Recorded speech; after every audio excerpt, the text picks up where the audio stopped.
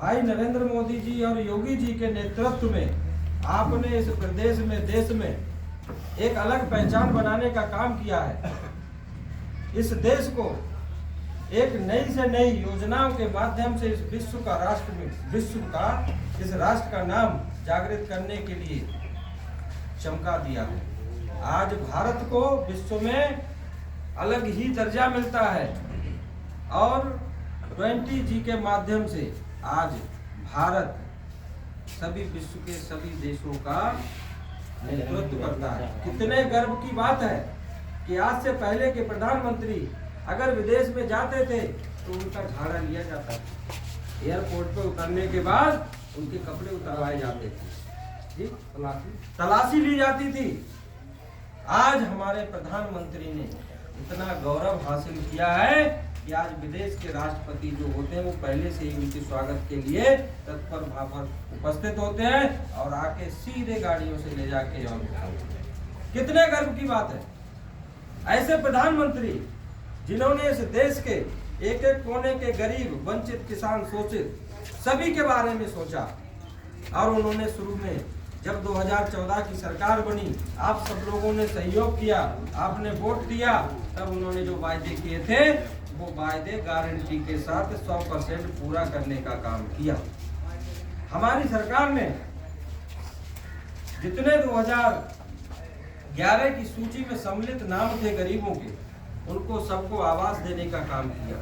अभी भी बहुत सारे लोग आवास के पात्र अभी रह गए हैं, जिनका पिछले सरकारों में जो विरोधी प्रधान हुआ करते थे वो अपने अपने लोगों के नाम डाल लिए थे और गरीब जो थे दूसरी पार्टी के हुआ करते थे उनका नाम उस सूची में उन्होंने नहीं डाला, जिसकी वजह से अभी आने वाले उनको अभी आवास नहीं मिला। तो हमारी सरकार ने अभी 2 करोड़ आवास देने के लिए प्रतिबद्ध है। उन्होंने कहा है कि दोबारा से हमको माननीय प्रधानमंत्री जी को फिर से संसद में पहुंचाना है और जो भी विकास के आधे अधूरे कार्य रह गए हैं उनको पूरा करना है। हमारी सरकार ने किसानों के हित के लिए, किसानों का सम्मान करने के लिए, आपने देखा है कि बच्चा अगर स्कूल में पास होता है तो उसको पुरस्कृत किया जाता है, उसको सम्मान दिया जाता है, उसको प्रमाण पत्र दिया जाता है। तो जो कि हमारा कृषि प्रधान देश है, उस देश में हमारा किसान विभिन्न प्रकार की फसलों को उगा के इस देश को चलाने का काम करता है। ऐसे में हमारे प्रधानमंत्री जी ने उन किसानों भाइयों के लिए किसान सम्मान निधि देने का फैसला किया और उसको आपके खाते में भेजने का काम किया। पहले के प्रधानमंत्री हुआ करते थे, वो कहते थे कि मैं 1 रुपए दिल्ली से भेजता हूँ, लेकिन ग्राम पंचायत तक पहुँचते पहुँचते, देश के कोने में पहुँचते पहुँचते वो 15 पैसा रह जाता था। बीच में 85 पैसा भ्रष्टाचार की भेंट चढ़ जाता था। तो ऐसे में हमारे माननीय प्रधानमंत्री जी ने जनधन खाते खुलवाए। जनधन खाते खुलवाए तो विरोधी कहते थे कि ये खाते में 15 लाख रुपए आएगा और मजाक बनाते थे। बात ऐसी नहीं थी। बात ये थी कि हमारे गरीब किसान बैंक में खाता खुलवाने जाते थे तो वहां पर बैंक में खाता नहीं खुलता था। खाता खुलवाने जाते थे तो कहते थे 2 गारंटर ले आओ, और गारंटर किसको मिलते हैं? रईस आदमी को तो गारंटर मिल जाते थे और गरीब आदमी को कोई गारंटी लेने को तैयार नहीं होता था। ऐसे में हमारे माननीय प्रधानमंत्री जी ने गारंटर बनने का काम किया। बगैर गारंटी के सिंगल व्यक्ति का बैंक में जाके खाता खुलवाया और उस खाते में खुलवाने का जो उद्देश्य था, पूर्व के प्रधानमंत्री कहते थे कि 85 पैकेट बिचौलियों, दलाल, नेताओं और अधिकारियों की भेंट चढ़ जाते थे। उन पैसे को हमारी सरकार ने, आपने देखा कि 2000 रुपए डीबीटी के माध्यम से हमारी सरकार केंद्र से किसान सम्मान निधि के रूप में भेजती है। तो एक बटन दबा के पूरा 2000 रुपए आपके खाते में कोटा मजरा में दिल्ली से आ जाता है। अब कोई भी दलाल बीच में सक्रिय नहीं होता है, कोई भी अधिकारी बीच में दलाली का काम नहीं करता है, कोई भी नेता दलाली का काम नहीं करता है। ऐसी हमारी स्पष्ट सरकार जो कि निष्पक्ष रूप से आपके बीच काम करने का काम कर रही है। ऐसे में हमारी सरकार ने विभिन्न प्रकार की योजनाएं, जैसा कि अभी हमारे संतोष जी भाई साहब ने बताया था, मंत्री जी ने, कि राशन 5 साल के लिए हमारी सरकार ने दोबारा से देने का काम कर दिया, घोषणा कर दी है। अभी 5 साल तक निरंतर रूप से, जैसे अब तक 2 बार राशन मिलता था, इतनी बड़ी आपदा हमारे देश में आई, विश्व में आई, इतने बड़े देश में हमारे माननीय मोदी जी के हाथों में जो देश था, तो आज आपने देखा कोरोना काल में बड़े बड़े देश तहस नहस हो गए, वहाँ की आर्थिक व्यवस्था खराब हो गई, और इतने बड़े भारतवर्ष में हमारे माननीय मोदी जी ने और आप सब लोगों के सहयोग से इतनी बड़ी कोविड को भी धराशायी कर दिया। और ऐसे में हमारी सरकार ने किसी भी व्यक्ति के लिए भूखे सोने के लिए कहा कि हमारे इस देश का एक एक व्यक्ति हमारे घर का परिवार का व्यक्ति है। ऐसे में इतनी बड़ी संख्या में राशन देकर और उनको भोजन देने का काम किया। ऐसी सरकार भारतीय जनता पार्टी की सरकार, जिसमें योगी और मोदी जी ने अपने घर के परिवार की बच्चों की तरह, परिवार की तरह इस देश का, इस प्रदेश का पालन पोषण करने का काम किया, ऐसी भाजपा की सरकार। आपने देखा इस कटरी के क्षेत्र में 2014 से पहले विभिन्न प्रकार के गिरोह हुआ करते थे।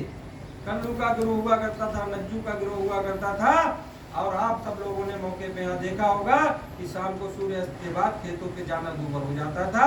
हमारी माताएं बहनें शौच को जाने के लिए सोचती थी, कैसी घटनाएं घट जाती थी।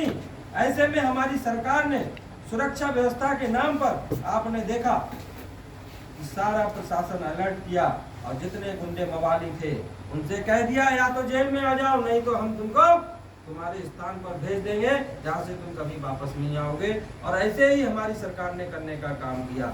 अभी आपने देखा 2 मासूम बच्चों का बदायूं में कत्ल कर दिया गया। एक मुस्लिम नाई ने 2 बच्चों का कत्ल किया, और वहां पर सभी हिंदू समाज के लोग खड़े हो गए, सभी संगठन खड़े हो गए, और वहां पर आग लगाने का काम किया, रोड पे मोटरसाइकिल घेर के जलाने का काम किया, तोड़फोड़ करने का काम किया। और हमारे योगी सरकार में तुरंत आदेश हुआ, और 1 घंटे के अंदर वो गुंडा, वो मवाली जिसने 2 बच्चों का कत्ल किया, उसको धराशायी करके उसको मौत के घाट उतार दिया। ऐसी सरकार भाजपा की सरकार आपने कभी सोचा भी नहीं होगा। पहले नेताओं के यहाँ, अधिकारियों के यहाँ गुंडे पलते थे, और आज उन नेताओं ने, उस सरकार ने इतने कठिन रूल और तब किया है, तब कहीं जाकर आपको सोने का मौका दिया है। आज पुलिस रोड पे खड़ी होती और हम सोते होते।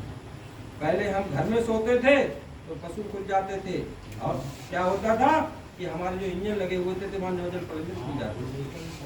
अगर उनको रखाने जाते थे तो गुंडे घर में घुस जाते थे, हमारी माताओं बहनों को बेइज्जत करने का काम करते थे। पशु के पास लेट जाते थे तो 4x4 उठा के अलग ले जाते थे, पशु खोल के ले जाते थे, 4x दूसरी जगह लेटती। आप सब लोगों ने, बड़े बुजुर्ग हमारे सामने बैठे हुए हैं, हमने कम देखा, लेकिन आपने बहुत ज्यादा देखा होगा। जिसके बैल अच्छे हुआ करते थे, जिसकी भैंस अच्छी होती थी, वो किसकी होती थी? वो गुंडों की होती थी, वो मवालियों की। और आज इस सरकार में आप देखते हो एक समस्या है, सरकार भी जानती है, हम भी जानते हैं, गाय की समस्या। लेकिन वो समस्या भी कहीं सरकार से नहीं आई है, न प्रदेश से आई है, न देश से आई है। उस सरकार ने उस समस्या को पैदा करने का काम हम ही लोगों ने किया। हम ही में से कुछ विशेष समुदाय के लोग हैं जिनकी गाय हुआ करती थी, तो आज भी दूध दूते हैं और गाय को छोड़ देते हैं, और उसमें हमारे किसानों को परेशानी होती है। लेकिन हमारी सरकार ने बहुत ही बड़े स्तर पर गौशालाओं को खोलने का काम शुरू कर दिया है। आपके पास पड़ोस में भी खुली होगी, बड़ी बड़ी गौशालाएं खोलने का काम हो गया है। आपने देखा है कि इतना बड़ा देश, इतनी बड़ी व्यवस्था करने में थोड़ा सा समय लगता है। घर परिवार में 4 बच्चे होते हैं, 4 की शादी करने में भी 1-1, 2-2 साल का समय लगता है, तब जाके परिवार में शादी होती है, परिवार व्यवस्थित होता है, परिवार चलता है। तो हमारे माननीय मोदी जी ने, योगी जी ने इस समस्या के समाधान के लिए भी तैयारियां शुरू कर दी हैं। लेकिन मैं गर्व के साथ कहना चाहूँगा कि आप लोग आज रात के 12 बजे भी खेत पे चले जाते हैं, टार्च भी लेके जाते हैं, 20-20 हज़ार का मोबाइल भी लेके जाते हैं और बैठ के खेत पे देखते हैं, लेकिन कोई भी गुंडा मवाली आपकी तरफ भागने का काम नहीं। आज चैन से आप, हम सब लोग, हमारे बच्चे। अब मैं ये कहना चाहूँगा कि एक बार फिर से कमल का फूल का बटन दबाना है और अपने भविष्य को सुरक्षित करना है। भविष्य का मतलब हमारे उन बच्चों से जो आज की डेट में हमारे बच्चे हैं, उनको अच्छे से जीवन यापन कर पाए, अच्छे से देश में रह पाए, हिंदुत्व के साथ रह पाए। ऐसी हिंदुत्व की सरकार के लिए कमल के फूल का बटन दबाना है। यही मैं आप सब लोगों से निवेदन करने आया हूँ, अपील करने आया हूँ, आप लोगों से विनती करने आया हूँ कि प्रत्याशी कोई भी हो, प्रत्याशी हमारा कमल का फूल, प्रत्याशी हमारे माननीय नरेंद्र मोदी जी हैं। हमारी विधायक जी की, सांसद जी की तो कमी हो सकती है, लेकिन हमारे मोदी जी की कोई कमी नहीं हो सकती है।